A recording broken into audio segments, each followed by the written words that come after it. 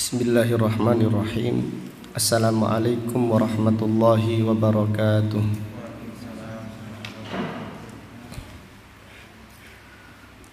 Innal hamdalillah nahmaduhu wa nasta'inuhu wa nastaghfiruh wa na'udzu billahi min syururi anfusina wa min sayyiati a'malina. Man yahdihillahu fala mudilla lah wa man yudlil fala hadiya lah. Wa ashhadu an la ilaha illallah wahdahu la syarika lah wa ashhadu anna Muhammadan abduhu wa rasuluh. Amma ba'du fa inna asdaqal hadits kitabullah wa khairal hadi hadi Muhammadin sallallahu alaihi wasallam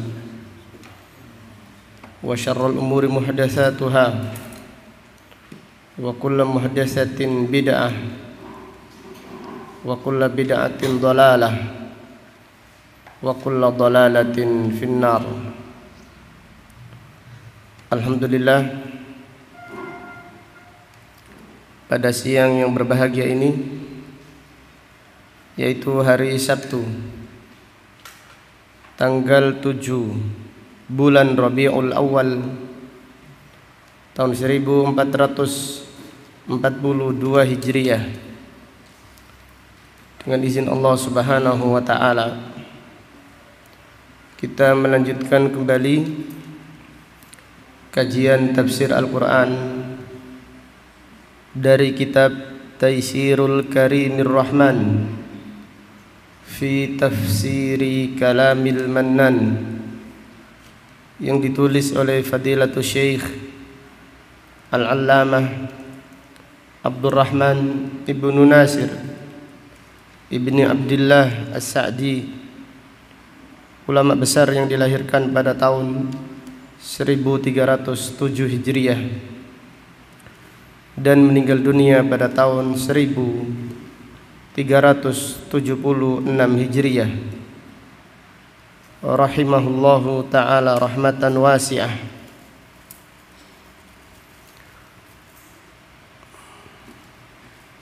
Pada kesempatan yang berbahagia ini kita akan mengkaji tafsir surat Al-Baqarah ayat 144. Surat Al-Baqarah ayat 144. Kita berdoa semoga Allah Subhanahu wa taala senantiasa memperbaiki niat kita di dalam mempelajari ayat-ayat Al-Qur'an. Semoga Allah Subhanahu wa taala menganugerahkan kita ilmu yang bermanfaat dan al-amal as-salih. Amin. A'udzu billahi minasy syaithanir rajim. Qad nara taqalluba wajhika fis samaa فلنولينك قبلة ترضاها فول وجهك شطر المسجد الحرام وحيث ما كنتم فولوا وجوهكم شطره وإن الذين أوتوا الكتاب ليعلمون أنه الحق من ربهم وما الله بغافل عما يعملون.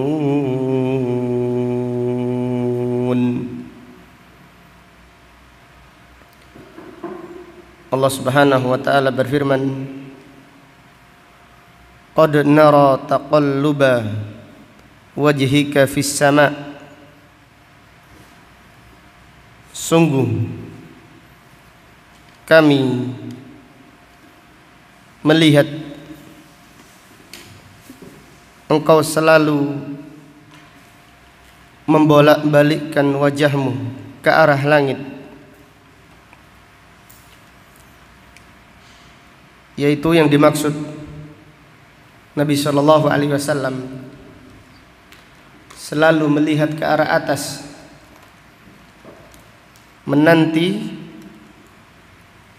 turunnya wahyu yang memerintahkan salat untuk menghadap Ka'bah. Karena sebelumnya kaum muslimin salatnya menghadap mana? Menghadap Baitul Maqdis. Orang-orang Yahudi mengejek kaum muslimin yang salat menghadap kiblat mereka. Maka Nabi Shallallahu Alaihi Wasallam berharap agar Allah Subhanahu Wa Taala menurunkan wahyu agar diperintahkan salat menghadap Ka'bah. Maka Allah Ta'ala berfirman, qad nara taqalluba wajhika fis sama', sungguh kami telah melihat engkau selalu membolak-balikkan wajahmu melihat ke arah langit. Falanuwalliyannaka qiblatan tardaha, maka kami akan menghadapkan wajahmu ketika salat ke arah kiblat yang kamu ridai, yaitu yang kamu sukai. Yang dimaksud adalah kiblat Ka'bah adalah kiblat yang paling afdal yang diinginkan oleh Rasulullah sallallahu alaihi wasallam. Lalu Allah Ta'ala berfirman, fawalli wajhaka syatral masjidil haram, maka hadapkan wajahmu ketika salat ke arah Masjidil Haram. Wa haitsu ma kuntum fawallu wujuhakum syatrah, dan dimanapun kamu berada maka hadapkan wajahmu ketika salat menghadap arah Masjidil Haram. Wa innal ladzina utul kitaba, dan sesungguhnya orang-orang Yahudi, orang-orang Nasrani, ahlul kitab, la ya'lamuna annahul haqqu mir rabbihim, mereka benar-benar mengetahui bahwasannya menghadap Ka'bah, perintah menghadap Ka'bah adalah perintah yang hak dari Allah Subhanahu wa Ta'ala. Wa mallahu bighafilin amma ya'malun, dan sekali-kali Allah tidak lalai dari apa yang mereka kerjakan. Fadilatul Syekh As-Sa'di rahimahullah berkata, yaqulu ta'ala, yaqulullahu li nabiyhi sallallahu alaihi wasallam, Allah Subhanahu wa Ta'ala berfirman kepada nabinya, yaitu Nabi Muhammad sallallahu alaihi wasallam, qad nara taqalluba wajhika fis sama', sungguh kami melihat engkau selalu membolak-balikkan wajahmu ke arah langit. Ay kathrata taraddudihi fi jami'i jihatihi, Artinya Nabi Muhammad sallallahu alaihi wasallam banyak sekali membolak-balikkan wajahnya ke arah langit, syauqan wa intidharan linuzulil wahyi bistiqbalil Ka'bah. Nabi Muhammad sallallahu alaihi wasallam sangat rindu dan beliau menanti-nanti turunnya wahyu yang memerintahkan salat menghadap Ka'bah, sehingga Nabi sallallahu alaihi wasallam selalu melihat ke arah langit. Artinya Nabi sallallahu alaihi wasallam rindu diperintahkan salat menghadap Ka'bah. Kenapa demikian? Karena Ka'bah adalah kiblat yang paling afdal, dan karena orang-orang Yahudi juga selalu mengejek kaum muslimin yang salat menghadap Baitul Maqdis. Mereka berkata, innahum yukhalifunana wa yastaqbiluna qiblatana. Orang-orang Yahudi berkata, mereka kaum muslimin menyelisihi kita, mengatakan kita kafir, kita sesat dan seterusnya. Akan tetapi mereka menghadap kiblat kita. Sehingga Nabi sallallahu alaihi wasallam berharap agar Allah Subhanahu wa taala menurunkan wahyu yang memerintahkan salat menghadap kiblat Ka'bah. Wa qala wajhika, Allah Subhanahu wa taala berfirman wajahmu, walam yaqul basarika li ziyadati ihtimami. Allah Subhanahu wa taala berfirman engkau membolak-balikkan wajahmu, bukan berfirman engkau membolak-balikkan pandanganmu. Li ziyadati ihtimami, ini menunjukkan betapa besarnya perhatian Nabi sallallahu alaihi wasallam tentang masalah ini. Jadi menghadapkan wajah itu menunjukkan lebih perhatian daripada sekedar menghadapkan pandangan, mengarahkan pandangan. Kenapa?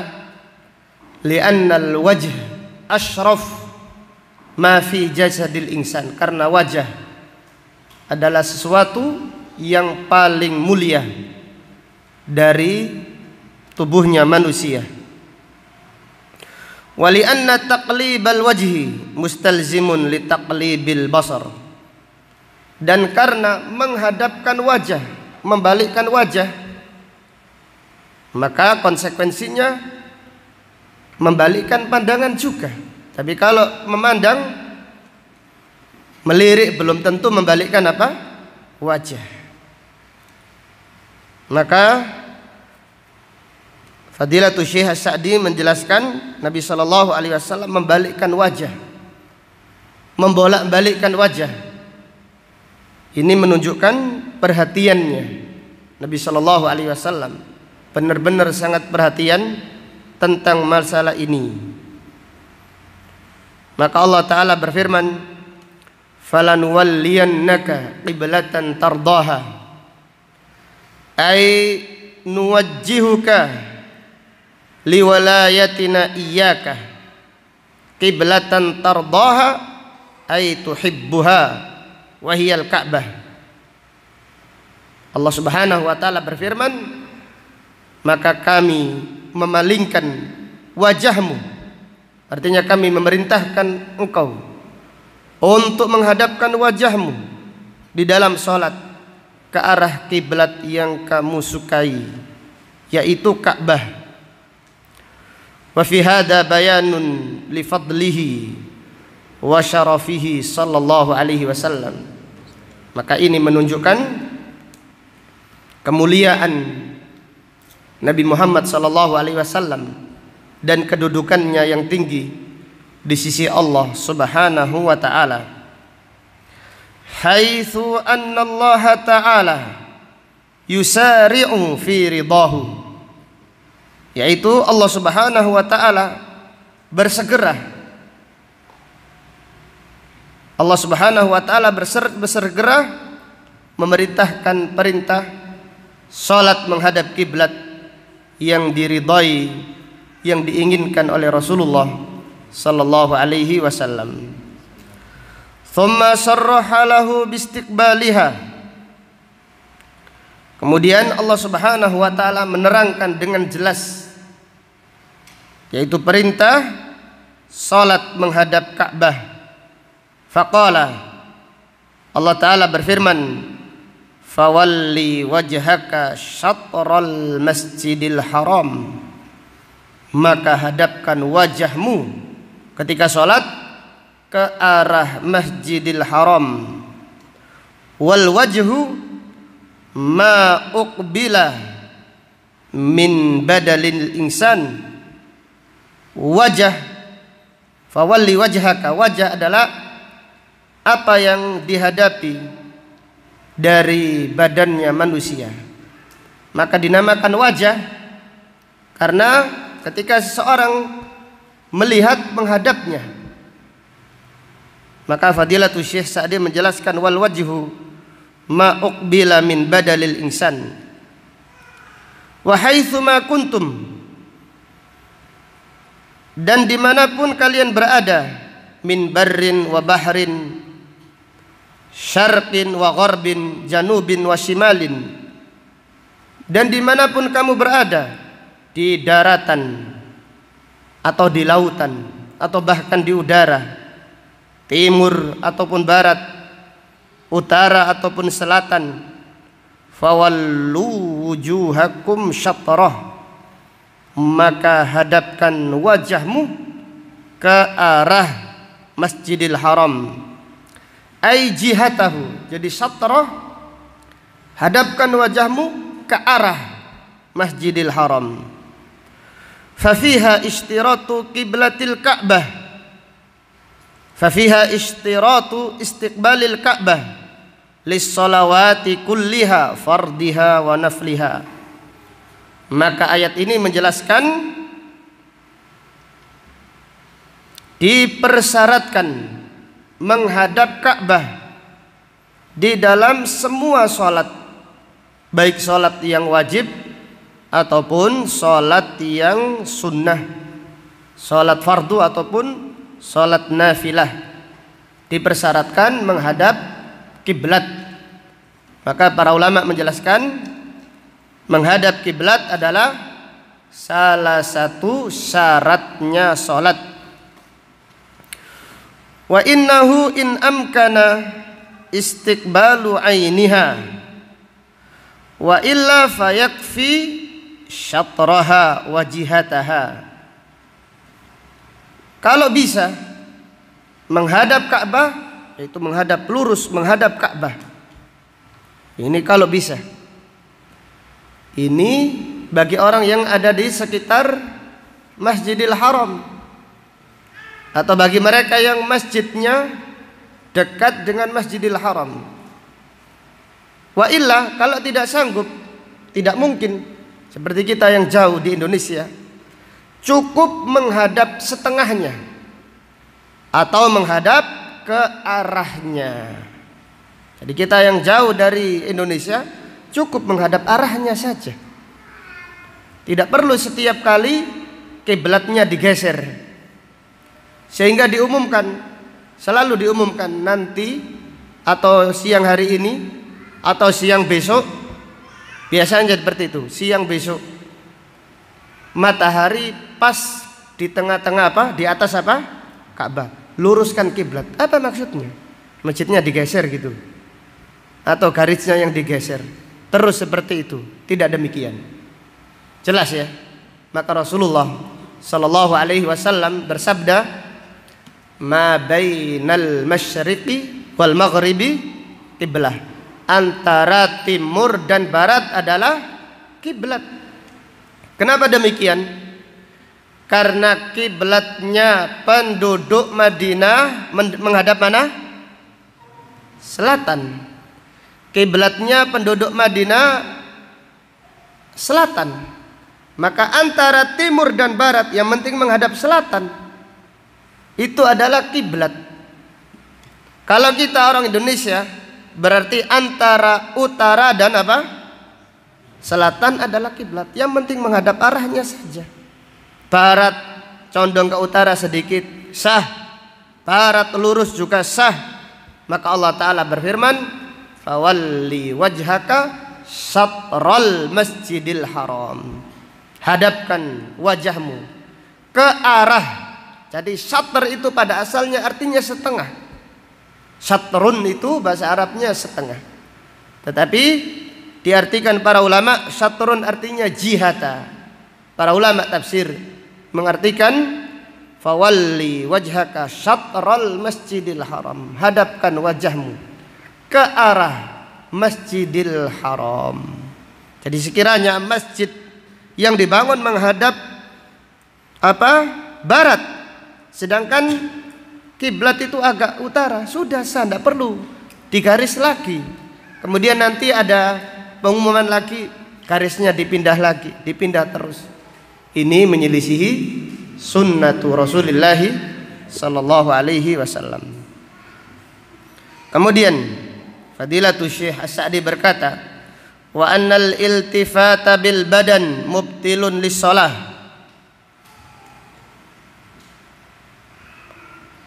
Fadilatul Syekh Sa'di berkata, menghadap ke belakang, menoleh ke belakang dengan badan. Jadi kalau menoleh dengan kepala, lerak-lirik ini makruh. Tetapi menoleh ke belakang dengan badan sampai membelakangi kiblat ini membatalkan sholat.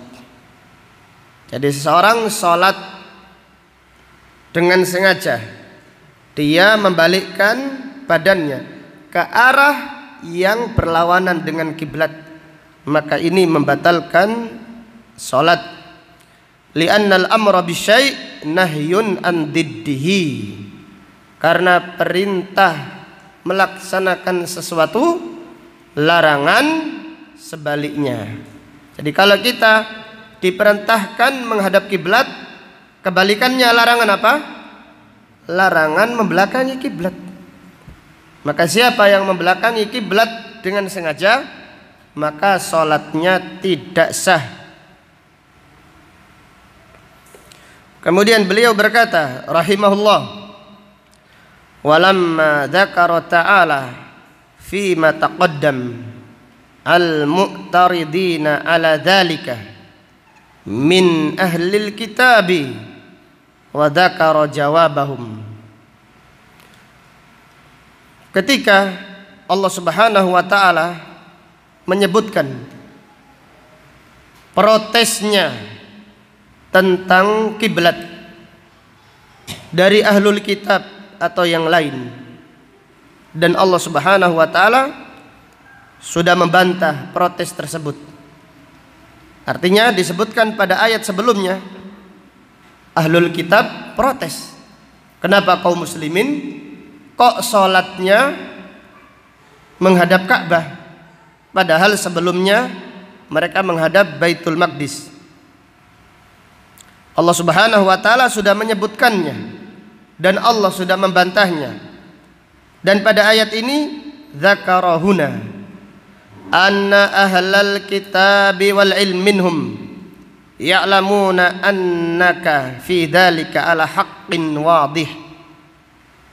Pada ayat ini Allah Subhanahu wa taala menjelaskan bahwasanya ahlul kitab, yaitu orang-orang Yahudi dan orang-orang Nasrani, orang-orang yang memiliki ilmu dari mereka, mereka benar-benar mengetahui bahwasannya engkau wahai Nabi Muhammad sallallahu alaihi wasallam fi dzalika ala haqqin wadih, engkau berada di atas kebenaran yang jelas. Artinya engkau menghadap Ka'bah ini benar-benar perintah dari Allah Subhanahu wa taala. Mereka mengetahuinya. Lima yajidunahu fi kutubihim, karena mereka menjumpainya di kitab-kitab mereka. Artinya apa? Artinya ahlul kitab mengetahui dari kitab mereka kiblat yang terbaik adalah Ka'bah. Dan mereka mengetahui bahwasanya Nabi akhir zaman nanti salatnya akan diperintahkan menghadap Ka'bah. Mereka tahu ini, bukan tidak tahu. Fayaqtariduna inadan wa baghyan. Namun mereka protes sebagai bentuk pembangkangan dan kesombongan, karena mereka sangat dengki terhadap umat Islam. Fa idza kanu ya'lamuna bi khata'ihim, apabila mereka tahu bahwasanya mereka itu salah, mereka tahu kesalahan mereka, fala tubalu bidzalika, maka jangan hiraukan protesnya mereka. Fa innal insana innama yahummuhu i'tiradu man i'tarada alaihi idza kana al-amru mustabihan. Karena manusia akan kepikiran jika ada orang yang protes, kemudian yang diprotes ini masih tidak jelas. Wa kana mumkinan an yakuna ma'ahu shawab, dan bisa jadi orang yang protes itu benar. Nah, ini baru dipikirkan. Akan tetapi fa amma idza tayaqqana anna as-shawaba wal haqqa ma'al mu'tarad alaihi, akan tetapi apabila diyakini bahwasannya kebenaran, bahwasannya hak bersama orang yang diprotes, wa annal mu'tarid mu'anidun arifun bi butlani qawlihi, sedangkan orang yang protes adalah orang yang membangkang, orang yang tahu batalnya ucapannya, fa innahu la mahalla lil mubalah, maka tidak ada manfaatnya menghiraukan protesnya mereka. Bal yuntadharu bil mu'tarid al-uqubatu ad-diniyah ad-dunyawiyah wal ukhrawiyah. Akan tetapi tunggulah bagi orang-orang yang protes, ditunggu bagi mereka datangnya hukuman Allah di dunia dan di akhirat. Fadilatul Syekh As-Sa'di menjelaskan, kalau ada orang yang protes, protesnya ini dilihat dulu. Protesnya, karena masalah ini bisa jadi yang protes ini benar. Nah, ini didiskusikan yang baik, karena bisa jadi yang protes benar. Akan tetapi jika yang protes tahu kalau yang diprotes ini benar, mereka yang protes tahu kalau dia salah, maka orang semacam tersebut janganlah dikubris, janganlah dihiraukan. Akan tetapi orang yang semacam itu ditunggu saja datangnya siksa Allah di dunia dan di akhirat. Walihada qala ta'ala, maka dari itu Allah Ta'ala berfirman, wa mallahu bighafilin amma ya'malun, dan Allah tidak lalai dari apa yang mereka kerjakan. Bal yahfadhu alaihim a'malahum wa yujazihim 'alaiha wa fiha wa'idun lil mu'taridin wa tasliyatun lil mu'minin. Allah tidak lalai dari apa yang mereka kerjakan, bahkan Allah menjaganya dan Allah akan membalasnya.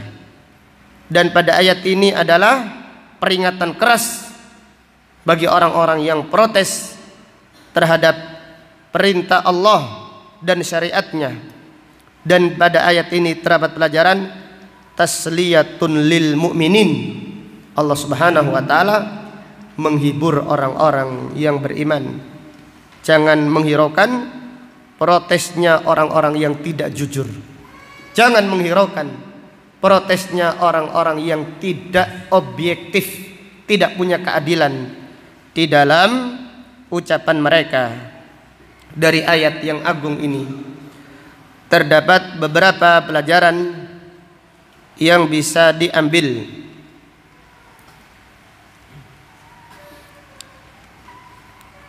Yang pertama, fihi jawazun nadhari ila sama' illa fi halatis shalah. Dibolehkan melihat ke arah atas kecuali dalam keadaan sholat.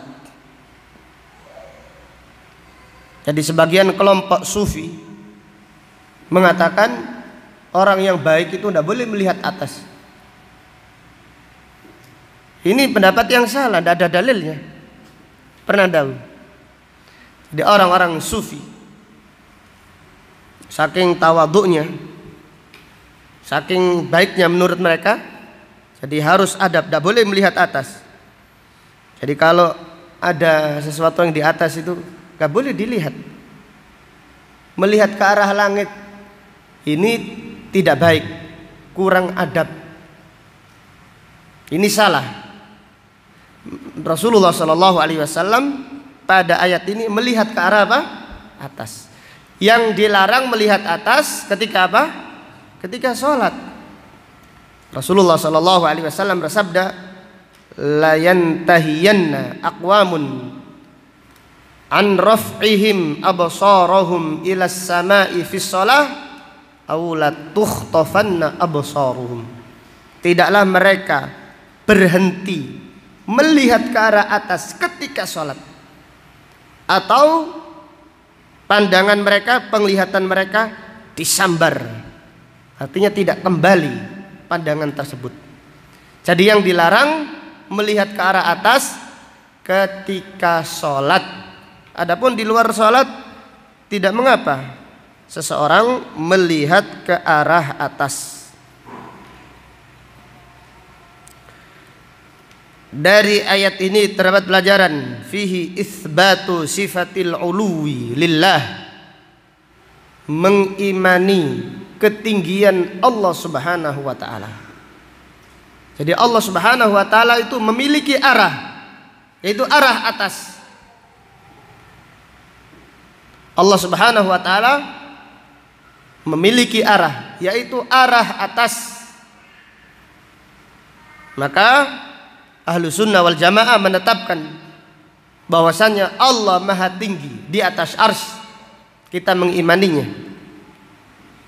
Allah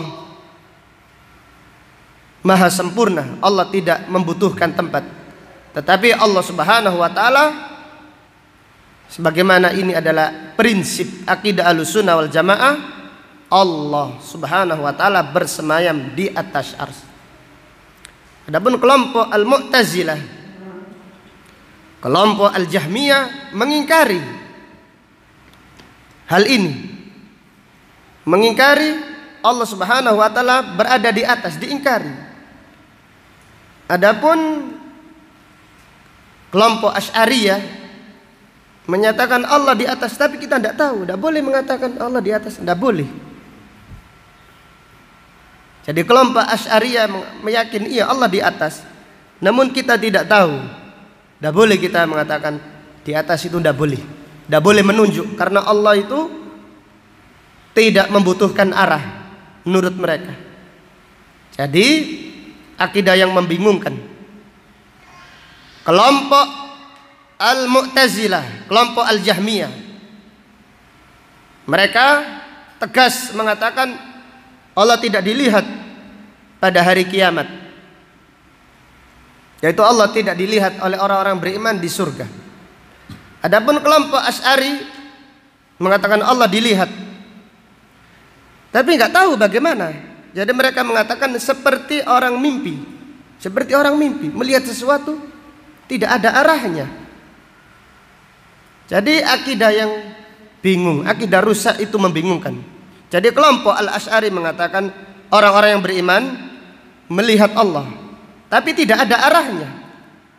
Jadi ibaratnya seperti orang melihat sesuatu di dalam mimpi, yakin melihat, tapi tidak tahu apa yang dilihat. Nabi SAW tidak bersabda orang-orang yang di surga mimpi melihat Allah, enggak, tapi benar-benar melihat Allah Subhanahu wa ta'ala. Maka akidah Ahlussunnah wal Jamaah akidah yang gamblang, jelas, wadih. Jadi Allah Subhanahu wa ta'ala dilihat pada hari kiamat dengan mata, dan Allah tidak sama dengan makhluknya. Dan Allah Subhanahu wa ta'ala memiliki arah, yaitu arah atas. Maka ayat ini sangat jelas yang menerangkan bahwasannya Allah Subhanahu wa ta'ala di arah atas, maka kita wajib mengimaninya.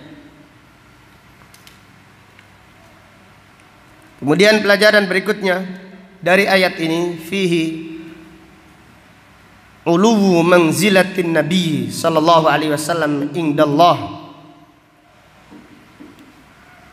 mulianya kedudukan Nabi Muhammad sallallahu alaihi wasallam di sisi Allah Subhanahu wa ta'ala.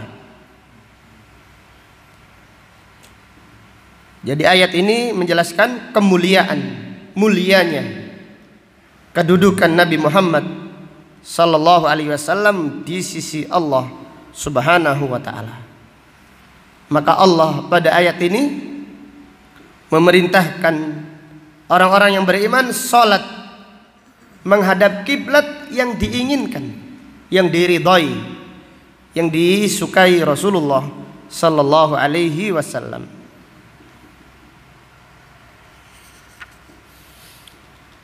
Dari ayat ini terdapat pelajaran, al-anbiya'u muballighuna 'anillah la musyarri'un. Para nabi dan para rasul menyampaikan perintah dari Allah, bukan pembuat syariat. Jadi para nabi dan para rasul adalah menyampaikan, para nabi dan para rasul menyampaikan risalah dari Allah Subhanahu wa ta'ala, bukan pembuat syariat. Maka lihatlah ayat ini dengan jelas, Nabi Shallallahu alaihi wasallam menunggu sampai melihat terus ke arah langit. Kalau sekiranya Nabi dan Rasul dan juga Nabi Muhammad Shallallahu alaihi wasallam dibolehkan membuat syariat, langsung saja buat syariat. Tetapi tidak demikian. Para Nabi dan para Rasul, mereka itu utusan menyampaikan risalah yang mengutus, bukan membuat risalah sendiri. Di para nabi dan para rasul, mereka menyampaikan risalah dari Allah Subhanahu wa ta'ala, dan mereka bukan pembuat syariat. Yang membuat syariat adalah Allah Subhanahu wa ta'ala.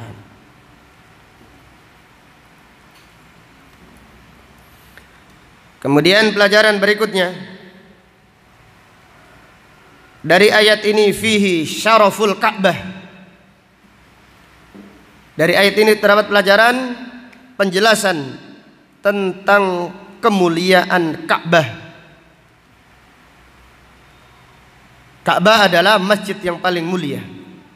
Bahkan Ka'bah adalah kiblat yang paling afdal. Maka pada ayat ini Nabi Muhammad SAW ingin sekali diperintahkan sholat menghadap Ka'bah.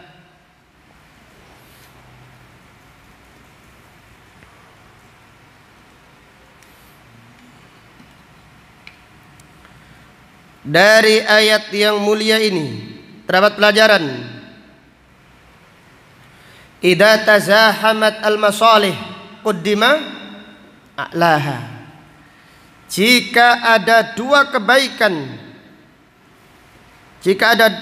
ada dua kebaikan, maka pilihlah kebaikan yang apa? Yang paling terbaik. Jadi salat menghadap Baitul Maqdis itu baik, bukan tidak baik, karena perintah Allah. Karena Baitul Maqdis juga salah satu masjid yang mulia. Tetapi lebih baik lagi salat menghadap apa? Ka'bah. Dengan demikian, apabila dalam satu waktu ada dua kebaikan, sama-sama baiknya, pilihlah kebaikan yang terbaik. Demikian.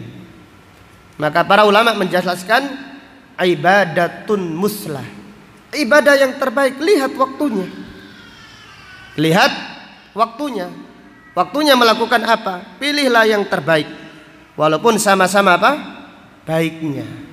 Dan contohnya banyak di dalam hal ini.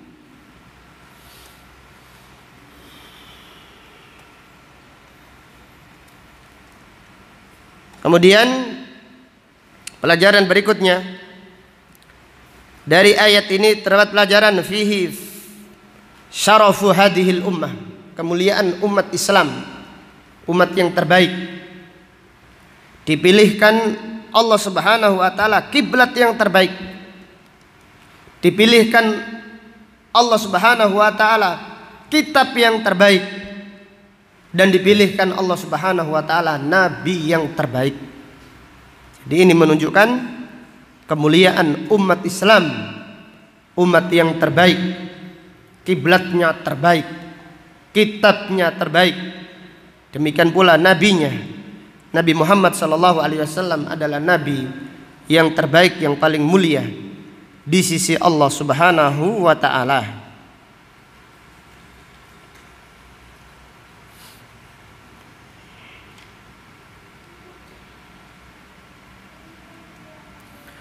Dari ayat ini terdapat pelajaran fihi istiqbalul qiblah syartun min syurutis shalah. Menghadap kiblat adalah syarat dari syarat-syaratnya salat. Menghadap kiblat adalah syarat dari syarat-syaratnya salat. Ini termasuk syaratnya salat adalah menghadap kiblat. Namun para ulama menjelaskan menghadap kiblat adalah syarat wajibnya salat, bukan syarat sah. Menghadap kiblat adalah syarat wajibnya salat, bukan syarat sahnya salat. Artinya, apabila seseorang salat tidak sengaja menghadap arah selain kiblat, tidak sengaja, salatnya sah atau tidak sah? Sah. Lain halnya masuk waktu salat.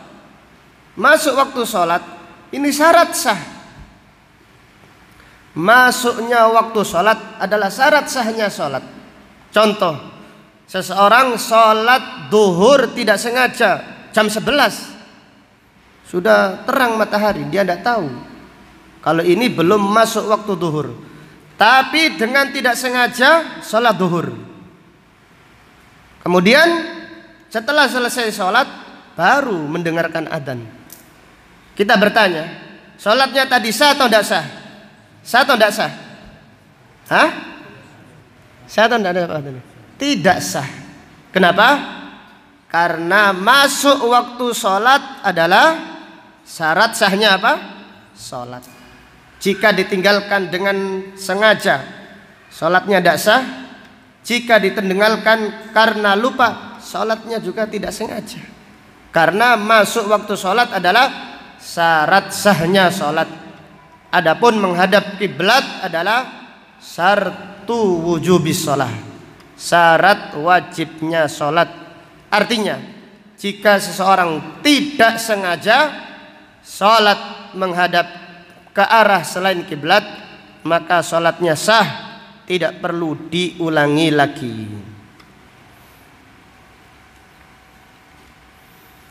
Kemudian pelajaran berikutnya dari ayat ini fihi jawazu istiqbali jihatil qiblah, dibolehkan sholat menghadap arahnya kiblat,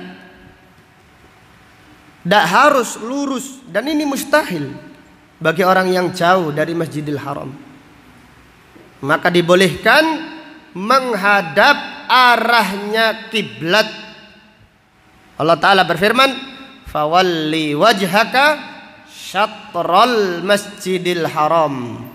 hadapkan wajahmu ke arah Masjidil Haram.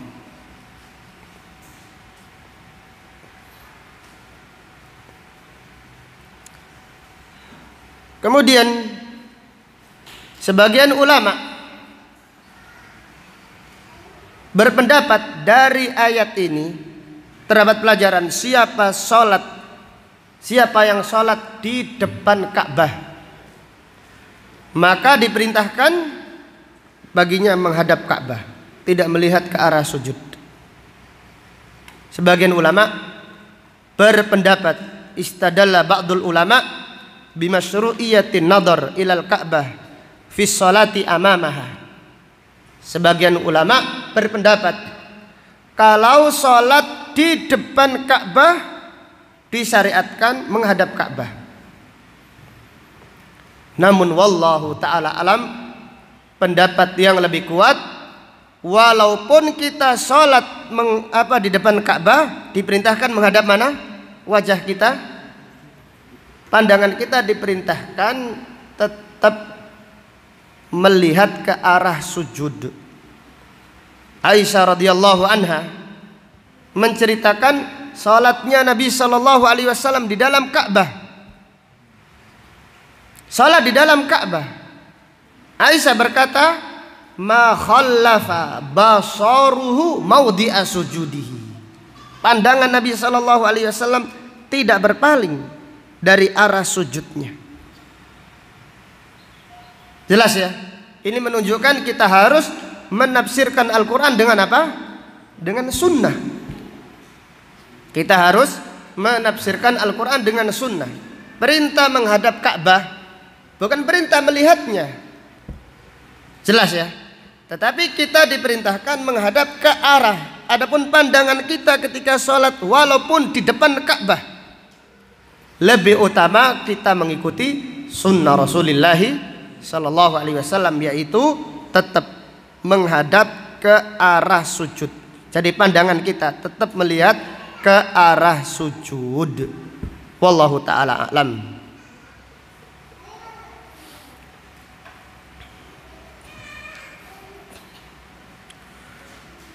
Kemudian pelajaran berikutnya, fihi anna ahlal kitab yuqirruna fadla istiqbalil Ka'bah.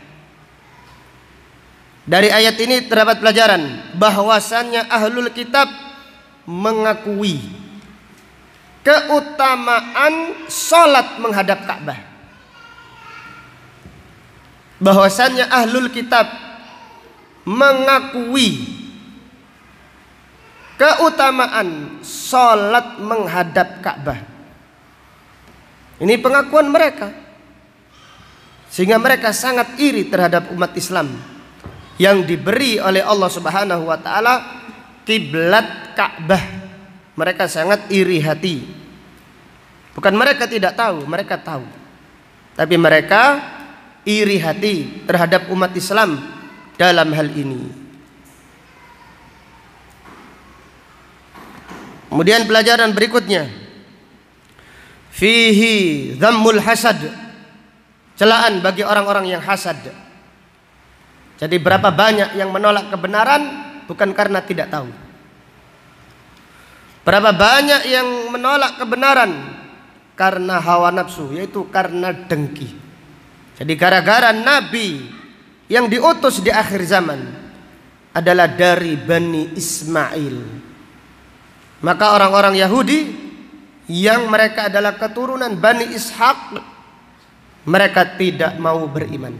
Bukan karena mereka tidak tahu, mereka benar-benar tahu bahwasanya Nabi akhir zaman adalah Nabi yang benar, kiblatnya benar, kitabnya benar. Mereka tahu, namun mereka tidak mau beriman karena mereka iri hati, dengki terhadap orang-orang Arab. Karena orang-orang Arab umumnya mereka adalah Bani Ismail. Mereka adalah dari keturunan Bani Ismail. Terutama Nabi Muhammad sallallahu alaihi wasallam adalah Bani Ismail. Dari ayat ini terdapat pelajaran fihi at-tahdziru min tarkil amal ba'dal ilm. Peringatan keras dari meninggalkan amal setelah mengetahuinya. Peringatan keras dari meninggalkan amal setelah mengetahuinya.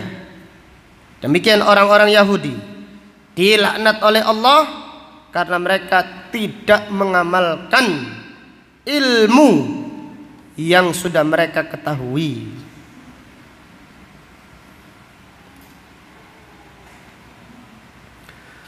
Kemudian dari ayat yang mulia ini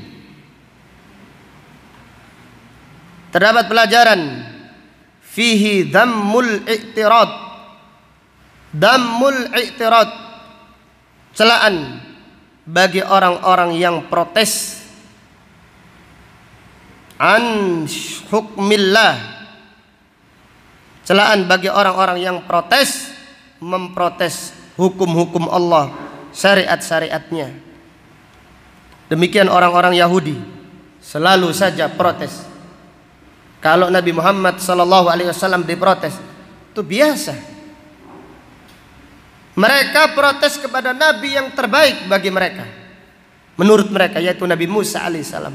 Berapa kali Nabi Musa alaihissalam diprotes oleh orang-orang Yahudi, apalagi Nabi Muhammad sallallahu alaihi wasallam. Kemudian dari ayat ini terdapat pelajaran fihi nafyu sifatil ghaflah anillah, meniadakan sifat lalai dari Allah Subhanahu wa taala. Maka Allah Subhanahu wa taala berfirman, "Wa mallahu bighafilin amma ta'malun." Kalau kita meniadakan sifat lalai dari Allah, maka kita wajib menetapkan sifat kebalikannya, yaitu menunjukkan sempurnanya ilmu Allah Subhanahu wa taala, sempurnanya penjagaan Allah Subhanahu wa taala dari amal-amal hambanya.